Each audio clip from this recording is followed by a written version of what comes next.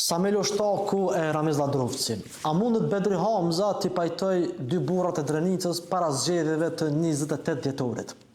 Përplasja mes Ladrovcit e Shtakut nuk është çfarëdoqarje, nuk është vetëm simbolike, pra që po qohët Drenica, një rajon përherë bastioni PDK-s. Në fakt është edhe strategjikisht e dëmshme për PDK-n. Ladrovci është i fuqishëm në Drenas, siç është Shtaku në Skenderaj. Nëse Ladrovci garon me listë të tij ndaras PDK-s, normalisht që PDK-ja ka mu dëmtu. Edhe nuk është mirë PDK-ja dorën zemër me testu guximin e Ladrovcit. Ai ka tregu mjaftueshëm që ka guxim. Në anën tjetër, Shtaku e ka pak edhe i noti personal, pasi Ladrovci ka sulmu shpesh gjatë fushatës lokale.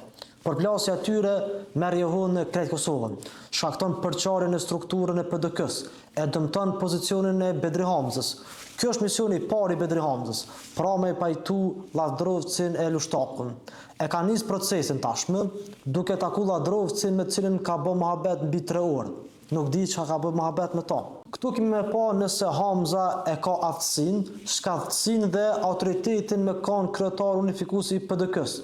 Hamza e ka një punë goxha të vështirë përpara. Nuk është e lehtë me ndërtu balancën mes Shtakut e Ladrovcit. Përballë ka dy politikanë me ego të madhe, me hatërmbetje personale. Edhe Shtaku edhe Ladrovci janë në pozicion që duhet më tregu racional. Koha për pajtim është tepër e shkurtë. Situata është shumë delikate, sepse pas një muaji e gjysmë do të ketë zgjedhje të reja parlamentare. Hamza e ka marrë drejtimin e PDK-s shumë vonë, tepër vonë, duke pas shumë pak kohë me ndërtu kohezion brenda partisë. Ky është testi më i madh i leadershipit të Bedri Hamzës.